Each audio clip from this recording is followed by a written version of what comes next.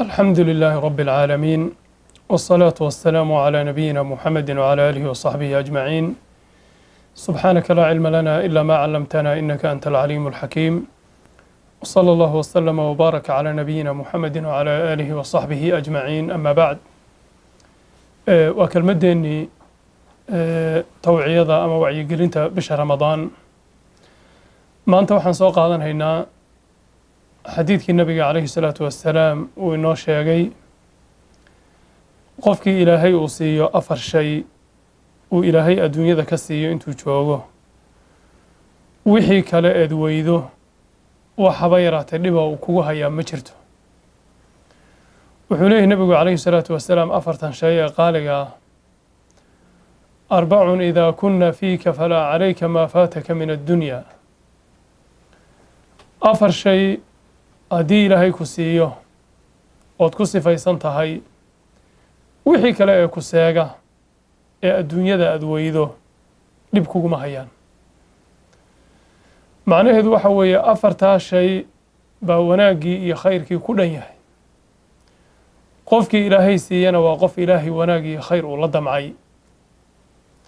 sifada koowaad waa sidqulxadiid, inuu ilaahay kugu irsaaqo oo uu ku siiyo run, oo qofkaasi uu runta ku dadaalo oo uu beenta iska ilaaliyo. runtu waa shay qaali ah. ilaahayna wuxuu ina faray inaan wax ku darsanno oon la jiro dadka runta sheega. beentuna waa shay aada u adag oo ilaahay naga xarimay oo dembiyada waaweyn ka mid a. masalada labaad waa xifdul amaana.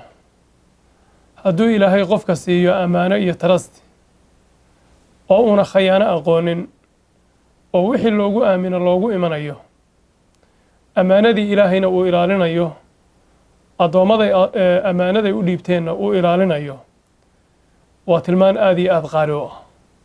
waana waxyaabaha ilaahay uu addoommadiisa uu ku waaniyey: in allaha yaamurukum an tu'addu lamaanaati ilaa ahliha wa idaa xakamtum bayna annaasi an taxkumuu bilcadl in allaha nicmaa yacidukum bih.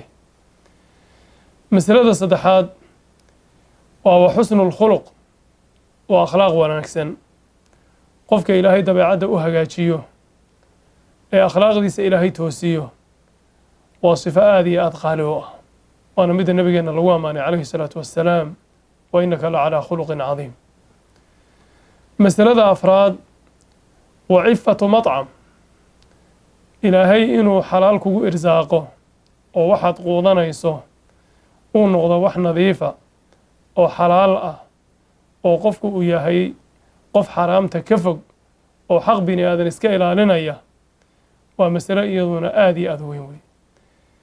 afartaa shay qofku ilaahay siiyo oo kale ah sidqulxadiid, qofku inuu runta ku dadaalo oo beenta iska ilaaliyo; wa xifdul amaana, qofku inuu ammaano leeyahay oo una addoommada ilaahay khayaanin; wa xusnu lkhuluq, qofku inuu akhlaaq leeyahay oo una dabeecadda ka aradnayn; iyo wa cifatu macam, xalaasha inuu qofku dhowrsoonaado, uu xaaraan ka dhowrsoonaado oo xalaasha ku dadaalo.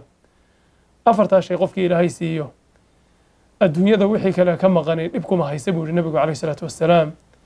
ilaahay waxaan ka baryaynaa inuu inagu irsaaqo sidqulxadiid, ilaahay inuu inagu irsaaqo ammaano iyo xifdi, ilaahay inuu inagu irsaaqo akhlaaq wanaagsan, ilaahay inuu xalaal inagu irsaaqo xaaraana inaga ilaaliyo. وصلى الله وسلم وبارك على نبينا محمد وعلى آله وصحبه أجمعين.